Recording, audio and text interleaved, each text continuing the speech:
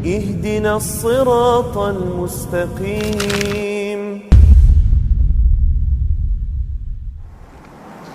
Bismillahirrahmanirrahim. Assalamualaikum warahmatullahi wabarakatuh. Alhamdulillahi rabbil alamin, wala aqibatu lil muttaqin wala udwana illa 'alal zalimin.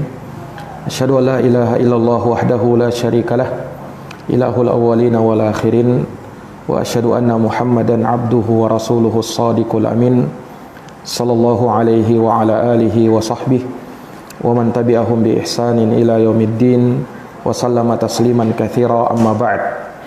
Allahumma la ilma lana illa ma 'allamtana innaka antal alimul hakim. Allahumma 'allimna ma yanfa'una wanfa'na bima 'allamtana wa zidna ilman ya karim. Rabbi shrah li sadri wa yassir li amri wahlul 'uqdatam min lisani yafqahu qawli. Ikhwani fid din wa akhwati fillah, a'azani Allah wa iyyakum. Alhamdulillah, pada malam hari yang berbahagia ini dengan taufik dari Allah kita dapat melanjutkan kembali pembahasan dari Kitabut Tauhid alladzi huwa haqqullahi 'alal 'abid, karya Syekhul Islam Al-Mujaddidul Imam Muhammad bin Abdul Wahhab An-Najdi rahimahullahu taala. Kita akan masuk pada bab yang baru setelah kita selesaikan bab man haqqaqat tauhid dakhalal jannata bighairi hisab. Maka bab yang selanjutnya yang beliau sebutkan adalah babun al-khaufu minasyirik, bab takut dari kesyirikan. Bab takut dari kesyirikan. Di dalam bab ini beliau akan membawakan dua ayat, ya. Kemudian satu hadis atau ya, ada 2 sampai 3 hadis ya yang beliau bawakan di dalam bab ini. Nah, kita akan baca keterangan dari beliau. Jadi setelah beliau membawakan bab tentang al-khauf minasyirik, takut dari kesyirikan, maka beliau membawakan firman Allah wa qaulullahi azza wa jalla, innallaha la yaghfiru ayyushraka bih wa yaghfiru ma duna dzalika liman yasha. Sesungguhnya Allah tidak mengampuni dosa kesyirikan dan mengampuni apa yang di bawah itu bagi siapa yang Dia kehendaki. Nah, surat An-Nisa ayat 116. Surat An-Nisa ayat 116.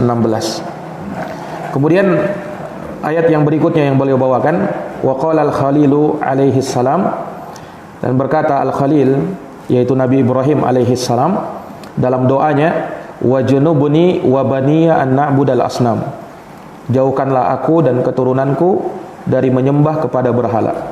Surat Ibrahim ayat 35.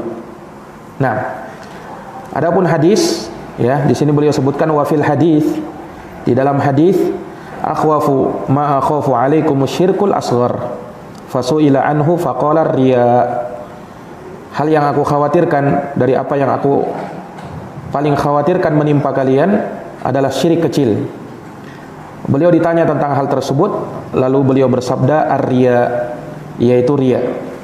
Hadits ini ya, berasal dari Mahmud ibnu Labid, diriwayatkan oleh Al-Imamu Ahmad di dalam musnadnya.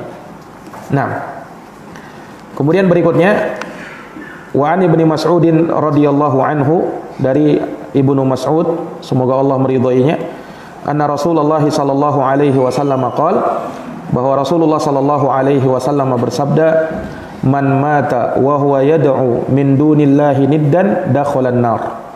Barang siapa yang mati dan dia berdoa kepada selain Allah sebagai tandingan, maka dia akan masuk ke dalam neraka. Rawahul Bukhari. Hadits ini dikeluarkan oleh Imam Al-Bukhari. Wali Muslim an Jabir. Kemudian dalam riwayat Muslim dari Jabir, anna Rasulullah sallallahu alaihi wasallam qala, bahwa Rasulullah sallallahu alaihi wasallam bersabda, man laqiyallaha, siapa yang berjumpa dengan Allah, la yusyriku bihi syai'a, dan dia tidak menyekutukan aku, ya, di dalamnya dengan sesuatu apapun, dakhalal jannah, maka dia akan masuk ke dalam surga. Wa man laqiyahu yusyriku bih syai'an dakhalan nar, dan siapa yang berjumpa dengan Allah dan dia menyekutukan Allah dengan sesuatu apapun, maka dia akan masuk ke dalam neraka. Nah, ini keterangan-keterangan dari ayat dan hadis yang beliau bawakan dalam bab al-khauf minasyirik, bab takut dari kesyirikan. Iya. Ikhwani fi din, azani Allah wa iyyakum. Ya, di dalam bab ini beliau bawakan, ini termasuk dari pembahasan yang penting di dalam Kitabut Tauhid. Nah, yang mana di dalamnya terdapat peringatan dari bahaya kesyirikan, yang mana kesyirikan itu adalah lawan dari at-tauhid. Nah, bahkan kesyirikan bisa menafikan dan menghabiskan nilai-nilai tauhid pada diri seorang hamba. Iya.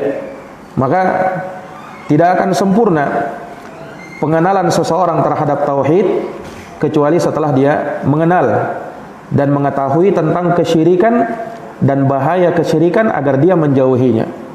Tidak akan sempurna pengenalan dan pengetahuan tauhid seseorang kecuali dengan dia mengenal dan mengetahui apa itu kesyirikan sebagai lawan dari tauhid. Nah, sebagaimana kata seorang penyair, faddiddu yudhiru husnahud diddu wa bididdiha tatabayyanul asya. Sesuatu itu akan semakin nampak kebaikannya dengan mengetahui lawannya, dan dengan mengetahui lawannya akan jelaslah segala perkara. Dengan mengetahui lawannya akan jelaslah segala perkara. Iya. Maka ini dari pengetahuan kita terhadap kesyirikan, dan juga kita mengetahui kesyirikan, mengilmuinya, mengenalnya, ya tentunya bukan untuk melakukan kesyirikan, tetapi untuk waspada darinya. Araftu syarra la lisyarri walakin litawaqqihi wa man lam ya'rifil khaira minasyarri yaqa'u fihi. Aku mengetahui kejelekan bukan untuk melakukan kejelekan, tetapi untuk berhati-hati darinya. Karena orang yang tak tahu dan tidak bisa membedakan mana yang baik dan mana yang buruk, maka dia khawatirkan dia akan jatuh ke dalam keburukan. Nah, sahabat Hudzaifah ibnul Yaman ya pernah berkata, "Kana an-nasu yas'aluna Rasulullah sallallahu alaihi wasallam 'anil khair." Dahulu manusia bertanya kepada Nabi tentang kebaikan. Wa kuntu as'aluhu 'anil syarr. Sementara aku bertanya kepada Nabi tentang keburukan, lawan dari kebaikan. Mengapa? Makhafata ayyudrikani. Aku khawatir keburukan itu akan menimpa diriku. Nah, ini seseorang kalau tidak mengetahui keburukan, ya dia bisa jatuh ke dalam keburukan tanpa dia sadar, tanpa dia tahu. Nah, sama dalam kesyirikan. Kalau orang tak kenal itu syirik, tidak tahu apa itu syirik, bisa jadi dia jatuh dalam syirik dalam keadaan dia tidak sadar dan dia tidak tahu bahwa dia jatuh dalam kesyirikan. Akibat apa? Akibat jahil terhadap kesyirikan. Nah, dari sini menunjukkan betapa pentingnya seorang hamba mengetahui apa itu dan bagaimana itu kesyirikan kepada Allah Subhanahu wa taala, tentunya dalam rangka untuk menghindarinya. Nah, dan para ulama rahimahumullahu taala banyak mengarang tulisan-tulisan terkait dengan al-kabair, dosa-dosa besar. Imam Adz-Dzahabi yang paling terkenalnya misalnya mengarang kitab Al-Kabair tentang dosa-dosa besar. Kemudian juga Ibnu Hajar Al-Haytami ya mengarang tentang kitab dosa-dosa besar. Syekh Muhammad Ibn Abdul Wahhab juga punya kitab terkait tentang dosa-dosa besar. Dan disebutkan dosa besar yang pertama adalah kesyirikan kepada Allah. Dan disebutkan setelahnya dosa-dosa besar berikutnya. Dosa-dosa besar berikutnya, di mana hal ini menjelaskan kepada kita bahwa tatkala disebutkan oleh para ulama dosa besar ini, kemudian berikutnya ini dan seterusnya, untuk apa mereka sebutkan itu?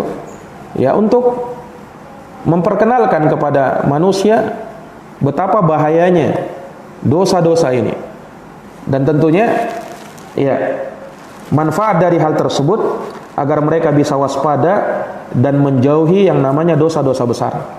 Agar mereka waspada dan menjauhi yang namanya dosa-dosa besar, dan termasuk di dalamnya kesyirikan kepada Allah Subhanahu wa taala. Nah, bagaimana orang bisa menjauhi yang namanya dosa sementara dia tidak tahu dosa itu? Bagaimana bisa dia menjauhi kesyirikan dalam keadaan dia tidak tahu apa itu kesyirikan? Ya, maka penting kiranya untuk kita mengetahui tentang bahaya dari kesyirikan kepada Allah Subhanahu wa taala. Ikhwani fiddin azani Allah wa iyyakum, ulama mengatakan bahwa di dalam bab ini tatkala dikatakan al-khauf minasyirik, takut dari kesyirikan, ya, hal ini tidak akan sempurna di dalam diri seorang hamba sebelum dia menerapkan dua perkara. Rasa takut kepada kesyirikan kepada Allah tidak mungkin bisa tercapai kecuali dengan dia menerapkan dua perkara. Iya. Perkara yang pertama, ini yang tadi kita sebutkan, yaitu dia perlu mengenal kesyirikan itu. Dia perlu tahu hakikat kesyirikan itu. Iya. Pengenalan, pengetahuan orang yang ingin menghindar dan menjauhkan dirinya dari kesyirikan. Ya, dia perlu tahu apa definisi syirik, apa hakikat dari kesyirikan, dan apa perkara-perkara yang apabila dilakukan, ya, maka dengannya dia telah melakukan kesyirikan atau dia jatuh dalam kesyirikan. Ya, dia harus mengenal hal tersebut. Dia harus mengetahui hal tersebut. Nah, agar dia, ya, bisa menjauhi kesyirikan dengan sempurna. Ya, sebab bagaimana caranya dia bisa menjauhi diri dari sesuatu yang dia tidak kenali? Bagaimana dia mau menjaga diri dari sesuatu yang dia tidak tahu sesuatu itu? Nah, ini tentunya secara akal itu bisa dipahami. Nah, kita tatkala ingin menjauhi sesuatu, kita harus kenal dulu sesuatu itu. Setelah kita kenal, ya, setelah kita tahu, maka tatkala kita ingin menjauhi hal tersebut, kita jauhi betul-betul karena dasar ilmu, ya, bukan sekedar ikut-ikutan. Nah, bukan sekedar ikut-ikutan, tapi betul-betul tahu bahwa syirik ini betul-betul berbahaya bagi dirinya, bagi agamanya, bagi kehidupannya. Nah, ini ikhwani fiddin a'azani Allahu wa iyyakum. Itu yang pertama, ya, bahwa rasa takut kepada syirik itu tidak akan sempurna kecuali dengan apa? Dia mengenal dan mengetahui hakikat kesyirikan. Itu yang pertama. Yang kedua, rasa takut kepada kesyirikan itu akan sempurna manakala seseorang banyak berdoa dan kembali kepada Allah Subhanahu wa taala, ya. Dia berdoa agar kesyirikan kepada Allah Subhanahu wa taala itu, ya, tidak menghampiri dirinya dan dia tidak terjatuh ke dalamnya. Nah, terlebih ketika kita mengenal sabda Nabi SAW, lisyirki fikum akhfa min dabibin namal. Kata Nabi, syirik itu di tengah-tengah kalian lebih samar, lebih halus dari langkah-langkah semut. Bayangkan, lebih samar dan lebih halus daripada langkah-langkah semut. Nah, maka para sahabat berkata, ya Rasulullah, ya, awalaysa syirku ayyuja'ala lillahi niddun wa huwal khaliq? Bukankah yang namanya syirik itu adalah seseorang menjadikan bagi Allah Subhanahu wa taala ada tandingan? Nah, dia menjadikan tandingan bagi Allah padahal Allah yang menciptakan. Kata Nabi SAW, walladzi nafsi biyadih, demi yang jiwaku berada di tangannya, demi Allah, lisyirki fikum akhfa min dabibin namal. Sesungguhnya, ya, kesyirikan itu di tengah-tengah kalian lebih samar daripada langkah-langkah semut. Kemudian kata Nabi, awala adullukum idza qultumuhu adhaballahu ankum qalilash syirki wa katsirahu. Inginkah kutunjukkan kepada kamu, kepada kalian wahai para sahabat, apabila kalian mengucapkan kalimat ini, maka Allah akan hilangkan dari kalian kesyirikan baik yang kecil maupun yang besar. Mendengarkan itu, para sahabat langsung mengatakan, bala ya Rasulullah, tentu ya Rasulullah, kami mau. Apa itu? Nah, maka Rasulullah mengatakan, taquluna, hendaknya kalian berkata, Allahumma inna na'udzubika min an nusyrika bika wa nahnu na'lam wa nastaghfiruka mimma la na'lam. Ucapkan doa ini, ya Allah, kami berlindung kepadamu dari kesyirikan, dari menyekutukan kamu dalam keadaan kami mengetahuinya, dan kami mohon ampun kepadamu dari apa yang kami tidak ketahui. Ini kalau yang memohonnya banyak, kami, ya. Tapi kalau kita berdoa sendiri, maka doanya begini, Allahumma inni a'udzubika an usyrika bika wa ana a'lam wa astaghfiruka lima la a'lam. Ada yang hafal? Siapa yang hafal? Angkat tangan. Baik. Coba, Pak.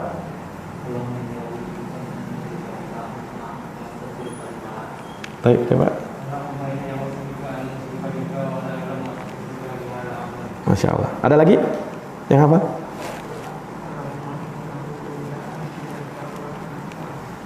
Wastaghfiruka.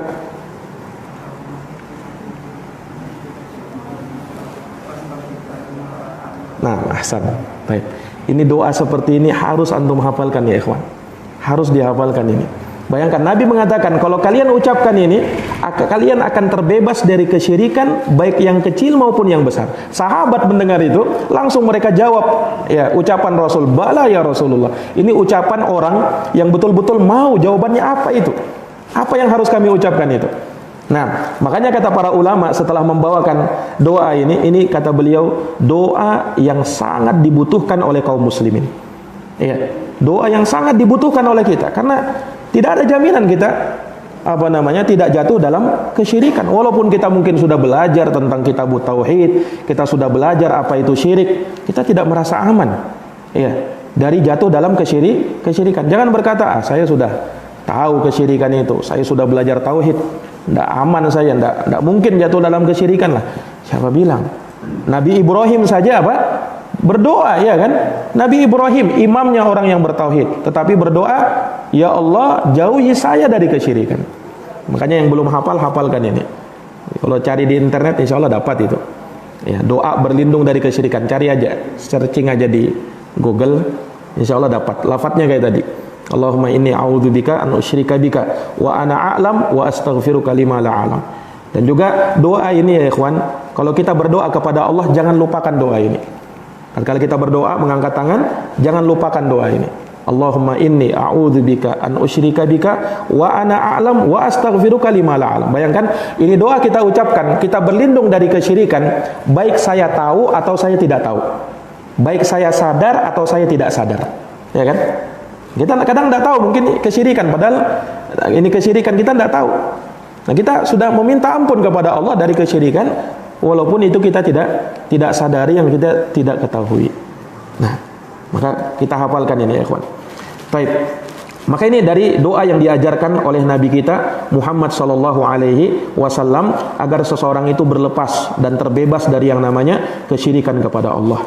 Maka salah satu hal yang bisa membuat kita takut dari kesyirikan kepada Allah, banyak-banyak berdoa, memohon kepada Allah supaya Allah melindungi dirinya dari kesyirikan, supaya Allah melindungi dirinya dari kesyirikan. Nabi kita Muhammad sallallahu alaihi wasallam, ya, dalam keadaan beliau sallallahu alaihi wasallam orang yang tentunya sangat sempurna tauhid pada diri beliau dan mustahil melakukan kesyirikan, tetapi beliau pun mengucapkan doa ini. Beliau ini mengajarkan kepada umatnya, bukan artinya beliau tidak ucapkan. Nabi ucapkan. Ya, kalau Nabi saja mengucapkannya, apalagi kita. Ya kan? Nabi saja masih mengucapkannya, apalagi kita. Ya, makanya banyak-banyak memohon kepada Allah Subhanahu wa taala. Nah, makanya kita dapat ya banyak doa-doa ya yang diajarkan oleh Nabi sallallahu alaihi wasallam, doa-doa yang sangat penting. Ya, makanya kita ya sedikit-sedikit kita hafalkan doa-doa yang sering diucapkan Nabi.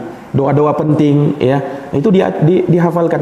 Mungkin kalau doa-doa yang paling sering kita dan kita tahu mungkin hafal dari kecil kayak doa sapu jagat ya kan. Rabbana atina fid dunya hasanah wa fil akhirati hasanah wa qina adzabannar. Ini sudah hafal insyaallah ya. Enggak ada yang dah hafal ini. Nah, doa agar diteguhkan hati. Apa doanya? Agar diteguhkan hati. Ya muqallibal qulub, tsabbit qulubana ala dinik. Ini doa yang paling sering diucapkan oleh Nabi juga. Ya muqallibal qulub, wahai yang membolak-balikkan hati, tsabbit qalbi, tetapkan hatiku ala dinik, di atas agamamu. Ini luar biasa. Kata sahabat yang meriwayatkan hadis ini, Nabi paling sering juga mengucapkan doa ini. Ya muqallibal qulub. Ucapkan doa ini. Ini doa-doa yang paling sering diucapkan oleh Nabi, ini hendaknya kita hafalkan. Ya, boleh memang seseorang itu berdoa dengan bahasa Indonesia, boleh, ya. Tetapi hendaknya ya bersemangat juga menghafal doa-doa yang diajarkan oleh Nabi, apalagi kalau doa-doa itu sering diucapkan oleh Nabi. Sering diucapkan oleh Nabi Shallallahu Alaihi Wasallam. Dan doa-doa ini penting, sangat kita perlukan supaya hati kita ini dikokohkan. Ini doa supaya kita istiqomah, istiqomah di atas agama, istiqomah di atas ketaatan. Ya muqallibal qulub, tsabbit qulubana ala dinik. Nah, ini para ikhwah yang dirahmati dan dimuliakan oleh Allah Subhanahu wa taala. Baik, maka dengan dua ini, yang pertama tadi apa? Kita mengenal kesyirikan, mengetahui hakikat kesyirikan, dan yang kedua banyak-banyak berdoa meminta perlindungan dari kesyirikan. Maka dengan hal tersebut insyaallah taala Allah akan melindungi kita dari yang namanya kesyirikan. Baik, ikhwani fiddin, a'azani Allah wa iyyakum. Maka di sini beliau menyebutkan babun al-khauf minasyirik. Bab takut dari kesyirikan. Apa itu syirik? Syirik ya, sebagaimana yang sudah sering kita sebutkan definisinya. Syirik itu artinya taswiyatu ghairillahi billahi fi syai'in min huquqillah atau min khususillah, khasaisillah. Nah, syirik itu kata ulama menyamakan antara Allah dengan selain Allah dalam perkara-perkara yang merupakan hak khusus milik Allah. Menyamakan Allah dengan selain Allah dalam perkara-perkara yang khusus ya, merupakan hak khusus milik Allah, itu syirik. Jadi kalau seseorang menyamakan antara Allah dengan selain Allah, dia samakan dalam perkara yang itu merupakan hak khusus milik Allah, maka dia jatuh dalam syirik. Hak khusus milik Allah ada 3, rububiyah, uluhiyah, asma wa sifat. Makanya tauhid ada 3, tauhid rububiyah, tauhid uluhiyah, tauhid asma wa sifat. Syirik juga ada 3, syirik dalam rububiyah, syirik dalam uluhiyah, syirik dalam nama-nama dan sifat. Nah, mana dalilnya definisi tadi? Allah Subhanahu wa taala berfirman di dalam surat Asy-Syu'ara ayat 97. Ya, kata Allah Subhanahu wa taala, tallahi, ya demi Allah, in kunna la fi dhalalim mubin, sungguh betul-betul kami berada dalam kesesatan yang nyata, in nusawwikum bi rabbil alamin, yaitu tatkala kami menyamakan kalian dengan Rabbul alamin. Nah, itulah kesyirikan, menyamakan antara Allah dengan selain Allah dalam perkara yang khusus, hak khusus milik Allah. Itu kesyirikan kepada Allah Subhanahu wa taala. Nah, hak Allah yang paling besar dari seluruh hak-haknya adalah hak untuk ditauhidkan, yaitu hanya menyembah kepada Allah Subhanahu wa taala dan tidak menyekutukannya dengan sesuatu apapun. Tidak menyekutukannya dengan sesuatu apapun. Ulama membagi kesyirikan itu secara umum terbagi menjadi 2. Ada syirik akbar dan ada syirik asghar. Ada syirik akbar dan ada syirik asghar. Nah, sebagian ulama menambah jenis syirik yang ketiga, yaitu asyirkul khafi, syirik yang tersembunyi. Nah, ini harus paham yang begini-begini nih. Jadi syirik itu ada 2, syirik akbar dan syirik asghar. Syirik akbar syirik besar, syirik asghar syirik kecil. Ada jenis yang ketiga, yaitu asyirkul khafi, syirik yang tersembunyi. Nah, syirik yang tersembunyi ini ulama beda pendapat. Ada yang mengatakan syirkul khafi ini masuk dalam syirik asghar. Ada juga yang mengatakan enggak, syirik khafi, syirik tersembunyi ini kadang masuk dalam syirik akbar dan kadang masuk dalam syirik asghar. Dan ini yang lebih benar. Ini yang lebih tepat. Bahwa syirik yang khafi itu syirik tersembunyi. Terkadang bisa masuk dalam syirik akbar, terkadang bisa masuk dalam syirik asghar. Ya. Kalau syirik akbar kan sudah paham ya. Syirik akbar, syirik besar itu ya seperti berdoa kepada selain Allah. Syirik akbar. Ya, berdoa kepada selain Allah itu syirik akbar. Kalau syirik kecil, misalnya bersumpah dengan nama selain Allah. Contohnya kalau mengatakan demi Allah, demi Rasulullah. Bersumpah dengan Rasulullah. Ini syirik. Ada orang bilang begitu, demi Allah, demi Rasulullah. Kalau yang pertama betul, demi Allah betul, tapi dia sebutkan ini lagi, demi Rasulullah. Itu syirik kepada Allah. Karena tidak boleh bersumpah dengan nama selain Allah. Dalam hadis dikatakan, man halafa bi ghairillah faqad asyrak. Siapa yang bersumpah dengan nama selain Allah, maka dia telah berbuat syirik. Maka dia telah berbuat syirik. Dengan nama Rasulullah aja sudah syirik. Apalagi kalau dia bilang demi tanah airku. Syirik kepada Allah. Kalau dia maksudkan sumpah itu. Nah, atau dia bilang demi nenek moyangku. Nah, demi bapakku, demi ibuku. Syirik kepada Allah. Karena bersumpah dengan nama selain Allah Subhanahu wa ta'ala. Baik, itu syirik asghar. Kalau syirik khafi, syirik tersembunyi. Nah, syirik tersembunyi ini kalau dalam syirik kecil seperti riya. Ria. Ada orang sholat, kemudian ketika dia sholat sengaja dia hias-hiasi sholatnya. Tadinya kalau dia sholat biasanya bacanya Qul huwallahu ahad, Qul a'udzu birabbil falaq atau Qul a'udzu birabbin nas. Tapi ketika ada orang yang mendengar langsung alif lam mim Al-Baqarah. Nah, kenapa? Ada orang yang dengar soalnya. Malulah kalau baca 3 Qul. Nah, ini ada indikasi dia telah berbuat syirik. Dia telah ada ria di dalam dirinya. Nah, ini bahaya, ikhwan. Kadang kita awalnya tidak berbuat syirik biasa karena Allah lillahi ta'ala, tapi ketika ada orang langsung bisa berubah niat itu, ini hati-hati kita. Ini para hadirin yang dirahmati oleh Allah. Nah, syirik khafi ini bisa juga masuk dalam syirik besar, yakni syirik tersembunyi dalam syirik besar. Contohnya apa? Ketika seseorang meyakini pada sebagian wali-wali Allah, dia punya kekuatan untuk bisa mengatur, memberikan mudarat atau menolak mudarat atau memberikan manfaat. Ini syirkun khafi yang ada dalam syirik akbar. Karena yang bisa mendatangkan manfaat, menolak mudarat cuma Allah. Ya kan? Kalau dia meyakini ada yang bisa mendatangkan manfaat atau ada yang bisa menolak mudarat selain Allah, maka dia telah melakukan syirkun khafi, syirik yang tersembunyi. Nah, ini ikhwani fiddin, a'azani Allahu wa iyyakum. Nah, ini harus dibedakan ya. Kemudian perbedaan antara syirik akbar dan syirik asghar. Nah, ini juga perlu kita membedakan apa perbedaan syirik akbar dan syirik asghar.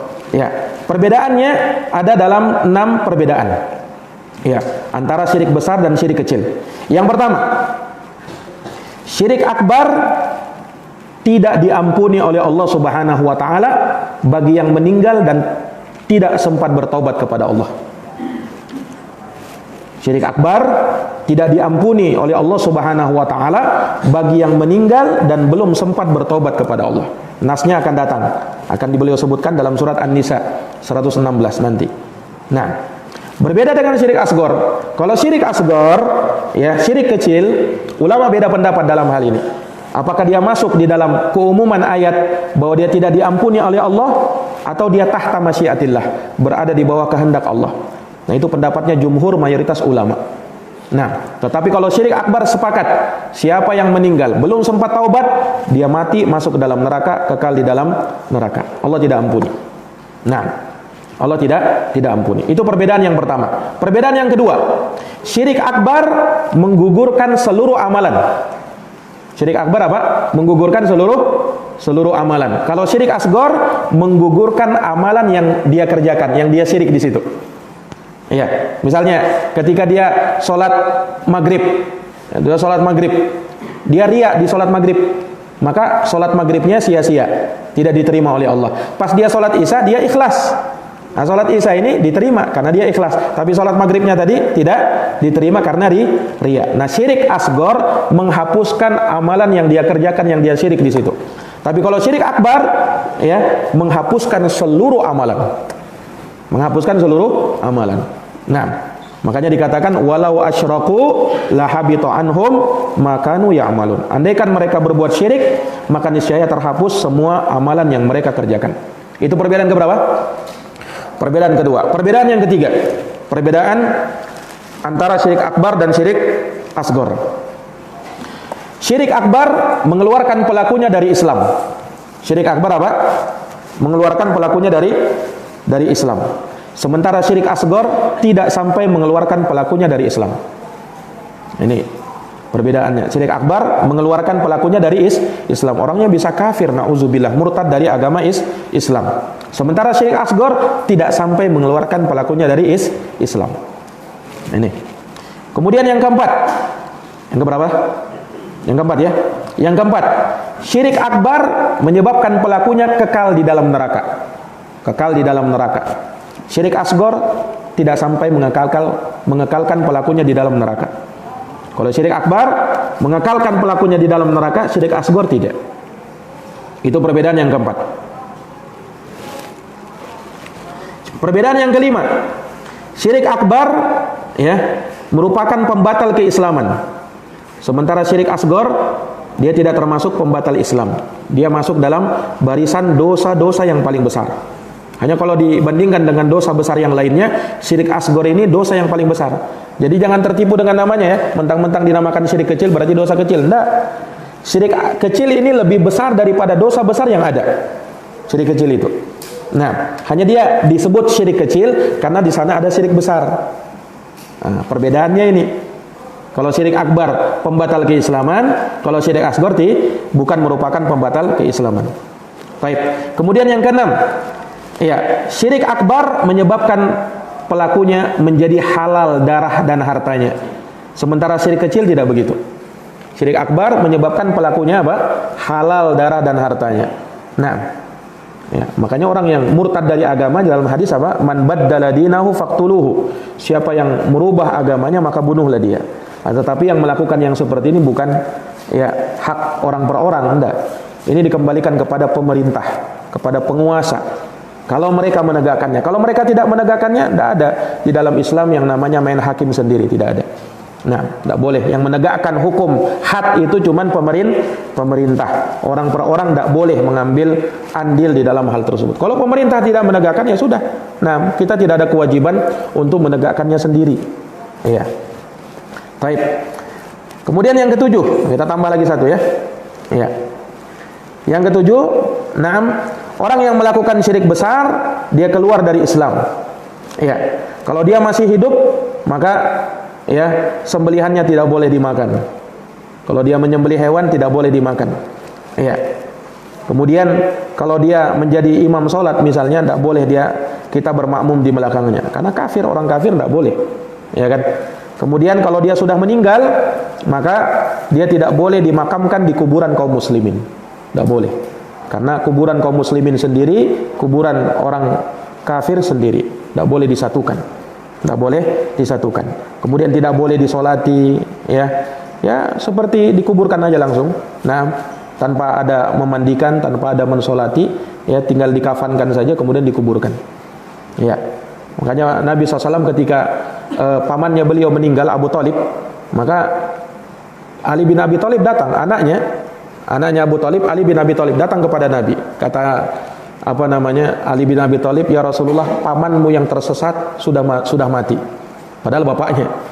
"Pamanmu yang tersesat ya Rasulullah," kata Ali bin Abi Thalib ketika bapaknya meninggal, "pamanmu yang tersesat telah meninggal, telah mati," katanya. Nah, dan Ali bin Abi Thalib tidak mau, sampai menguburkan dia pun tidak mau. Kata Nabi SAW, "Kuburkan dia." Ya, kuburkan dia. Tidak dimandikan, tidak disolati, tapi dikuburkan. Nah, ini ikhwani fiddin a'azani Allahu wa iyyakum. Maka itu 7 perbedaan antara syirik akbar dan syirik kecil. Apa tadi perbedaan yang pertama? Masih ingat? Yang pertama tadi apa? Tidak diampuni dosanya kalau syirik akbar. Kalau syirik asghar, ulama beda pendapat, ya kan? Iya. Kalau jumhur ulama berpendapat bahwa syirik asghar itu masih diampuni tahta masyiatillah. Nah, yang kedua, perbedaan kedua. Apa tadi? Menggugurkan amalan. Syirik akbar menggugurkan seluruh amalan. Kalau syirik asghar hanya amalan yang dia kerjakan yang dia syirik di situ. Nah, yang ketiga, mengeluarkan pelakunya dari Islam. Itu kalau syirik akbar. Kalau syirik asghar tidak sampai mengeluarkan pelakunya dari Islam. Yang keempat, kekal di dalam neraka. Itu syirik akbar. Kalau syirik asghar tidak kekal di dalam neraka. Yang kelima, syirik akbar pembatal Islam. Kalau syirik asghar bukan pembatal Islam. Yang keenam, ya kalau syirik akbar halal darah dan hartanya. Nah, kalau syirik asghar tidak sampai halal darah dan hartanya. Hanya ketika kita katakan halal darah dan hartanya, yang mengeksekusinya siapa? Pemerintah, bukan kita. Kalau pemerintah tidak menegakkannya, tidak ada kewajiban bagi kita untuk main hakim sendiri kepada orang tersebut. Yang ketujuh, kalau syirik akbar apa? Karena dia keluar dari Islam, jikalau dia masih hidup, ya, maka sembelihannya tidak boleh dimakan. Kalau dia imam sholat, kita tidak boleh sholat di belakangnya. Kalau dia sudah mati, tidak boleh disolatkan, ya, tidak boleh dimandikan, langsung dikuburkan saja, dan dikuburkan jangan di kuburan kaum muslimin. Nah, itu 7 perbedaan antara syirik akbar dan syirik asghar. Nah, adapun untuk membedakan ini syirik akbar atau ini syirik asgor, ya. Cara yang membedakannya atau dengannya itu kita bisa tahu ini syirik kecil. Pertama, ketika Nabi SAW yang menyebutkan sendiri bahwa itu syirik kecil. Ya, misalnya ketika Nabi SAW menyebutkan dalam hadisnya, akhwafu ma akhafu alaikum asyirkul asgor, yakni ar-riya. Yang paling aku khawatirkan menimpa kalian adalah syirik asgor, yaitu riya. Nah, Nabi sendiri yang sebut. Atau ketika di dalam hadis tersebut disebutkan misalnya, ya, dalam bentuk nakirah, yaitu tidak ada alif lamnya, ditanwin. Nah, misalnya ketika Nabi SAW menyebutkan innar ruqa wat tamaim wat tiwalata syirkun, sesungguhnya mantra-mantra, jampi-jampi, ya, kemudian jimat-jimat, pelet, itu adalah syirik. Nah, Nabi bahasakan syirkun dengan bentuk nakirah yang ditanwin. Nah, itu menunjukkan indikasi bahwa itu adalah syirik kecil, bukan syirik besar. Kalau syirik besar biasanya ada alif lamnya, ya, asyirku. Nah, itu syirik besar itu. Nah, itu yang disebutkan oleh para ulama rahimahumullahu ta'ala. Nah, para hadirin yang dirahmati dan dimuliakan oleh Allah, ini menunjukkan kepada kita bahwa seorang harus waspada dari kesyirikan dan takut dari yang namanya kesyirikan kepada Allah, karena kesyirikan itu dari dosa yang sangat berbahaya, dan untuk bisa menjauhinya kita perlu mengenal dan mengetahui jenis-jenis kesyirikan ini agar kita bisa berlindung dan mawas diri darinya. Nah, insyaallah taala ayat-ayat dan hadis-hadis yang beliau bawakan di dalam bab ini akan kita bahas di pertemuan yang akan datang biidznillah taala. Wallahu alam bisawab. Subhanakallahumma wa bihamdik asyhadu an la ilaha illa anta astaghfiruka wa atubu ilaik. Subhanakallahumma wa bihamdik asyhadu an la ilaha illa anta astaghfiruka wa atubu ilaik. Assalamualaikum warahmatullahi wabarakatuh.